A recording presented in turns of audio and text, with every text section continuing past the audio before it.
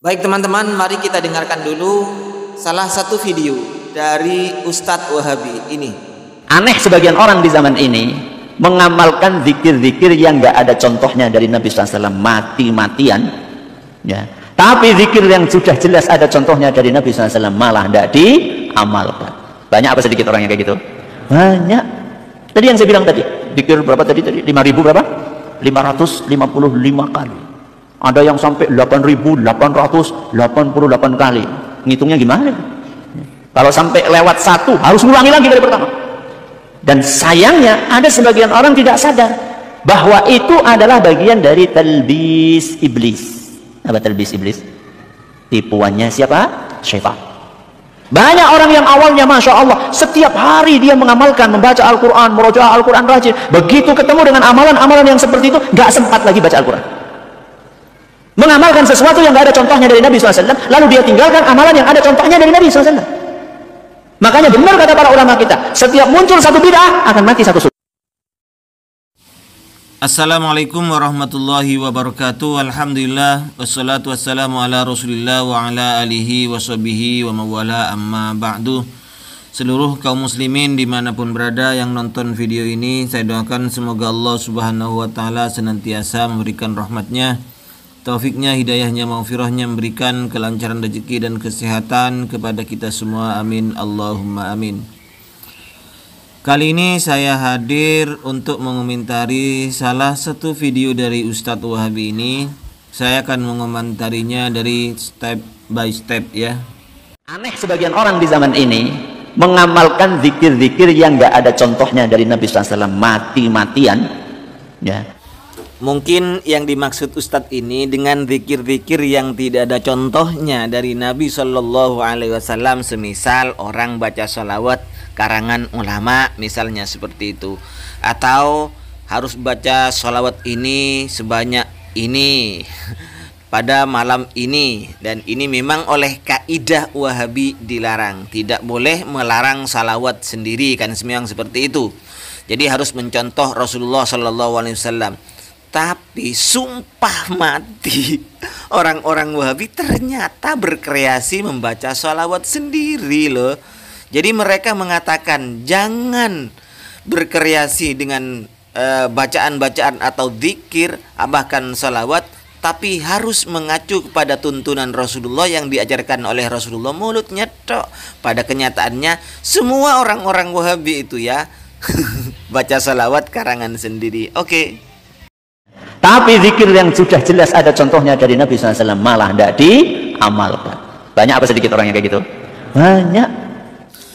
Lah, ini salutnya saya terhadap sampian Tat, dan juga salut terhadap ustadz-ustadz Wahabi. Sudah pandai menebak orang. Anda tahu cross check bahwa orang yang mengamalkan sholawat ini misalnya, yang ngarang sendiri, kemudian dia tidak baca Al-Quran, dia tidak mengamalkan la ilaha illallah atau zikir-zikir yang memang diajarkan oleh Rasulullah. Pernah cross check sampean Tat? Tadi yang saya bilang tadi, zikir berapa tadi? 5.000 berapa? 555 kali. Ada yang sampai 8.888 kali. Ngitungnya gimana? Kalau sampai lewat satu harus ngulangi lagi dari pertama. Cara ngitungnya ya gampang Tat, masa ndak tahu cara ngitung? Pakai tasbih. Cuman kalau ada yang kelewat harus diulang dari depan itu, lebih satu diulang dari depan itu, siapa sih? Coba siapa yang memberikan seperti itu Ustadz? Statement seperti itu Ustadz siapa dari kalangan NU atau dari kalangan Aswaja yang menjelaskan bahwa kalau misalnya 5.000 lebih satu diulang dari depan, siapa nama ustadznya ya? Jelaskan itu Ustadz. Atau memang ada buku misalnya yang biasa dijadikan rujukan oleh orang-orang NU, orang-orang Aswaja, mungkin seperti itu. Coba jelaskan kepada saya Tat, karena sepengalaman saya tidak ada seperti itu Tat. Dan sayangnya ada sebagian orang tidak sadar bahwa itu adalah bagian dari talbis iblis. Apa talbis iblis? Tipuannya siapa? Syaitan. Yang selalu dipermasalahkan oleh orang-orang Wahabi adalah zikir-zikir yang tidak ada contoh, termasuk sholawat dan zikir-zikir atau bahkan doa-doa yang tidak ada contohnya dari Rasulullah SAW.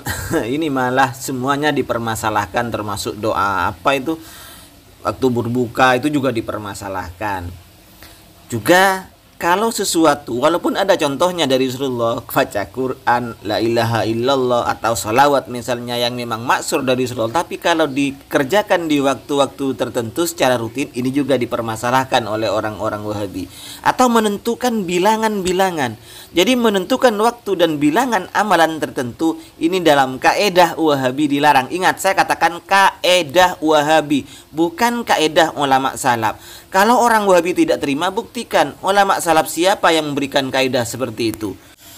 Baik, mari kita sekarang buktikan dengan membaca kitab Madarijus Salikin. Ini adalah kitab karangan dari murid Ibnu Taimiyah. Jadi salah seorang murid Ibnu Taimiyah yang menjadi penulis besar juga adalah Ibnu Qayyim Al-Jauziyah. Tepatnya di halaman 334. Wa min tajribatis salikin, termasuk hasil uji coba atau eksperimen dari as-salikin. Salikin ini adalah istilah orang tasawuf, orang-orang yang berjalan menuju ridha Allah Subhanahu wa taala. Allati jarrabuha fa alfauha sahihatan, yang telah diuji coba oleh orang-orang salikin ini, oleh orang-orang tasawuf ini, kemudian mereka menemukan ternyata benar. Apa itu? Annaman atmana ya hayyu ya qayyum la ilaha illa anta awrathahu dzalika hayatal qalbi wal akli. Barang siapa yang rutin membaca ya hayyu ya qayyum la ilaha illa anta, maka Allah akan mewariskan kepada hatinya akan diberi hidup, hati dan akalnya akan dihidupkan oleh Allah Subhanahu wa taala. Itu pernyataan Ibnu Qayyim Al-Jauziyah. Kemudian untuk memperkuat klaimnya, Ibnu Qayyim ini mengutip pernyataan gurunya, yaitu Syekh Ibnu Taimiyah. Wa kana Syekhul Islam Ibnu Taimiyah qaddasallahu ruhahu syadidal lahji biha jiddan. Ternyata kata Ibnu Qayyim, Syekh Ibnu Taimiyah sangat memperhatikan dan membiasakan bacaan tersebut. Wa qala li yauman li hadzainil ismaini wa huma al-hayyu al-qayyum. Pada suatu hari beliau Ibnu Taimiyah berkata kepada saya menjelaskan dua nama, yaitu al-hayyu dan al-qayyum. Kata Ibnu Taimiyah, ta'sirun azimun fi hayatil qalbi. Al-hayyu dan al-qayyum itu sangat besar pengaruhnya terhadap untuk menghidupkan hati. Wa kana yusiru ila annahuma al-ismul al-a'zam.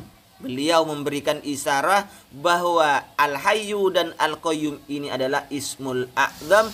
Wa sami'tuhu yaqul, saya mendengar Ibnu Taimiyah berkata, man wadzaba ala arba'ina marratan, barang siapa orang yang rutin membaca 40 kali kulla yaumin, setiap hari, baina sunnatil fajri wa sholatil fajri, di antara sholat sunat fajar dan dikumandangkannya sholat fajar itu, qomatnya iqamah sholat fajar, artinya di antara sunat fajar dan pelaksanaan fajar, sholat fajarnya itu, sholat subuhnya, membaca apa? Ya hayyu ya qayyum la ilaha illa anta birahmatika astaghis, hasolat lahu hayatul qalbi, maka orang itu akan diberi hati yang hidup, walam yamut qalbuhu, dan tidak akan mati hatinya.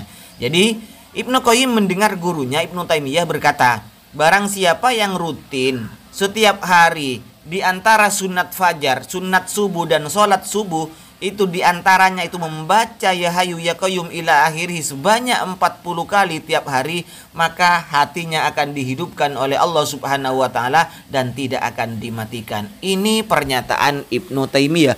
Apakah Ibnu Taimiyah termasuk sudah terkena tipu daya iblis? Ya Pak Ustadz, talbisul iblis. Coba cari apa yang dilakukan oleh Ibnu Taimiyah dan Ibnu Qayyim ini antara guru dan murid ini. Yang dikatakannya ini, cari ya hayyu ya qayyum la ilaha illa anta birahmatika astaghis. Silahkan Ustadz, ini dibaca 40 kali tiap hari di antara sunat subuh dengan pelaksanaan sholat subuh ini tiap hari. Cari, pernahkah Rasul mengajarkan kepada sahabat, sahabat mengajarkan kepada tabi'in apa yang diperintahkan oleh Ibnu Taimiyah itu kepada muridnya Ibnu Qayyim, apa yang didengar oleh Ibnu Qayyim terhadap gurunya Ibnu Taimiyah? Silahkan cari Ustadz. Kalau begini dua orang guru dan murid ini terkena talbisul iblis namanya ya, Tat. Kasihan Ibnu Taimiyah ini.